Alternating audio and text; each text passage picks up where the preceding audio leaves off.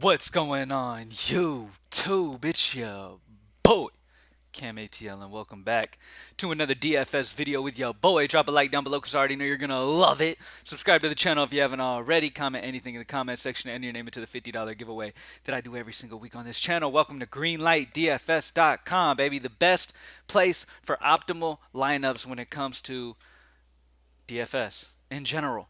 You know what has been annoying me though? I will say this. I've had a down little rough patch. I've been going through a down little rough patch lately, and that's because every single chalk play has been hitting. They're never missing right now.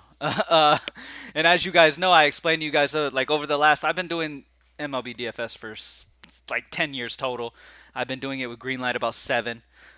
So I know what works. You know what I mean? I've been doing this long enough. So fading chalky plays when there's other options at that position that are just as good and maybe cheaper and opens things up in the lineup is definitely the way to go. Like fading chalk is especially in baseball where the best player in the world can go 0 for 5. Nobody in the world can convince me that playing chalk makes sense in baseball DFS. I mean, at the end of the day, I mean, playing chalk in baseball DFS is honestly dumb.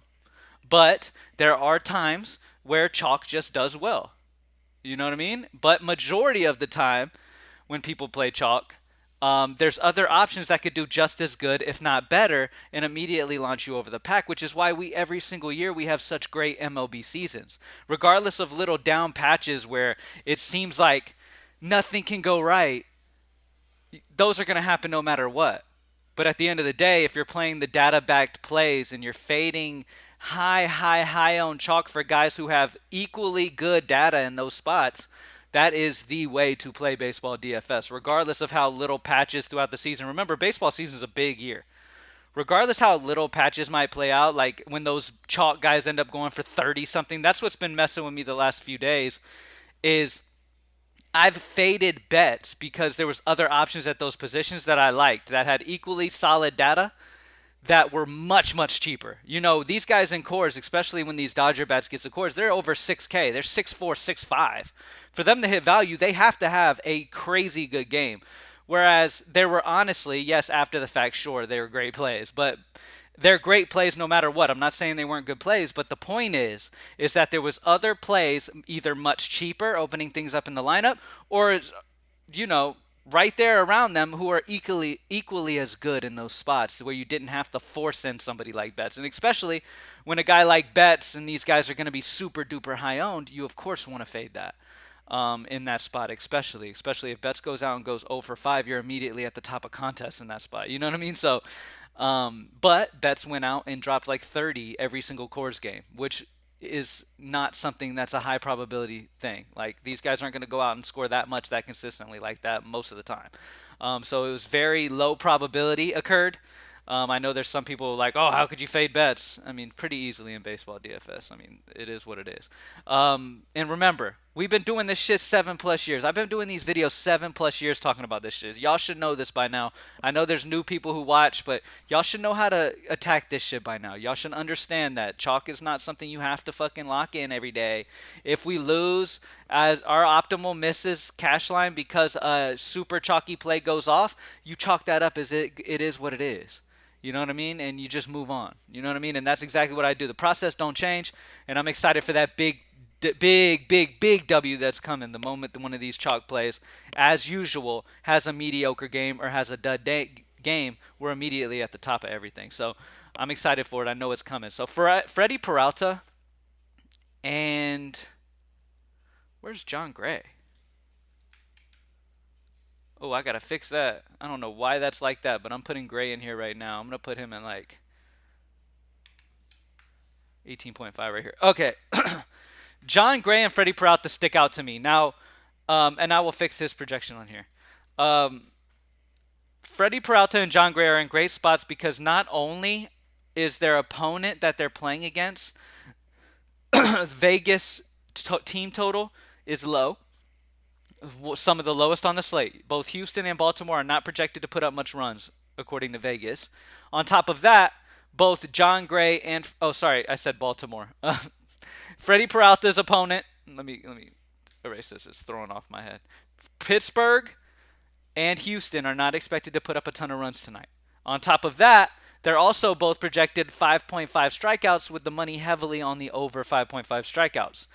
I get that the matchup against Houston can scare some people with John Gray, but John Gray's been incredible this year. John Gray is incredibly solid. Both of these guys are incredibly solid options. Freddie Peralta and John Gray feel really, really good to me to have solid, consistent spots here. All the other matchups are kind of I mean, there's a few spots that you can consider sure for value, but the best options for me are Freddie Peralta and John Gray, and that's kind of where I'm starting things off today when it comes to pitching. When it comes to hitting, in course, Spencer Torkelson is a guy that sticks out to me. His numbers are incredible versus lefties on the road. He's going to course, so his numbers that he's already had versus lefties on the road will get even better in course, a hitter-friendly ballpark. I love Spencer. Fantastic spot in only 4K. So I really like Detroit in general because their prices are way too low to be in course and in such a hitter-friendly spot. All right, next up. There is a Dodger I like. Jason Hayward has been fantastic on the road versus right-handed pitching this season, and as of late as well. He's only 3-1, so you get involvement in a top team total without having to pay that crazy high price that you normally will have to pay for these guys. Like if you look at these hitters for the Dodgers, Mookie Betts is 6-1. JD Martinez, who had a good series, 5-5. Freddie Freeman, 6K. Like you're having to spend a premium on these bats for the Dodgers. Okay, so at 3-1, you're getting a guy like Jason Hayward, who's probably going to bat around sixth or so, who has been fantastic on the road versus righties. So I love Jason Hayward. He's a fantastic option to get involvement there as well. And then last but not least, another Detroit player because these guys are just priced too low. Matt Vierling at only 3.5 should be leading off in this spot. Has been another guy who is just in a solid spot, righty-lefty matchup against Gomber here. Yeah, like I said, one of the main points I want to make in this video is I really like Detroit because they've got good price guys on their offense. So getting a little Detroit stack going will be amazing. Obviously, you're probably going to get high ownership in Detroit. If you would like to get different, then find that offense that's in an equally good spot that also has some solid pricing spots in them and, stack that team up. You know what I mean? But yeah, Torkelson and Vierling is where I'm starting, and then Jason Hayward also is a fantastic option for the Dodgers. Obviously, people might chase what Dodgers just did in Coors and stuff in Mookie Betts or all these Dodgers that they possibly can because they're still projected to have a high team total today. But keep in mind, they just traveled from Colorado to Kansas City. They just all had fantastic matchups. Kansas City is not Colorado by no means. So they could go out and definitely disappoint. Or it's baseball DFS. They could go out and have huge games once again. Will I be spending up for Dodgers? Not sure. So far, I haven't really felt like you need to. Especially if it looks like Mookie Betts is going to be chalk again. I 100% will fade that. Because he's due for a normal type of game here soon. But yeah, so Freddie Peralta and John Gray is kind of where I'm starting pitching-wise. They're just in solid spots. Both offenses aren't expected to do much. Both guys have solid pitches, solid arsenal, solid K percent. Torkelson, Vierling from Detroit, both are very cheap. 4K for Torkelson, 3.5 for Vierling, and then Hayward at 3.1. So we're getting some very good spots for the bats. Still have over 4,000 remaining per position. As you guys know, the optimal spot. I'm going to break down every team, every player, and put us in position to have the most optimal version that you can possibly have at Greenlight. And hope for the best, man. Let's go ahead and keep grinding, keep getting it. Over the last 7 years, baseball has been one of our biggest sports in DFS. This season already has been huge. On a little bit of a downswing as of the last week or so. So I know that the upswing is coming. So just keep that process going, keep grinding. And remember, don't be scared to fade chalk in baseball DFS especially. If it looks like a certain spot's going to be super duper high chalk, sure, if all the data matches and shit, I'm not saying you always have to fade chalk every single time, but if there's other equally good spots, like with roster construction, it's important because, like for example, the Mookie Betts situation. I found value at Mookie Betts' positions. I believe he's eligible for second base in outfield, something like that. He was eligible. I can't remember exactly what he was eligible for last night. But at those positions, there were value options that I loved. I loved Peralta, also in the Dodger game, lefty righty split. I loved Jason Hayward last night as well, lefty righty split, fantastic spot as well, way cheaper.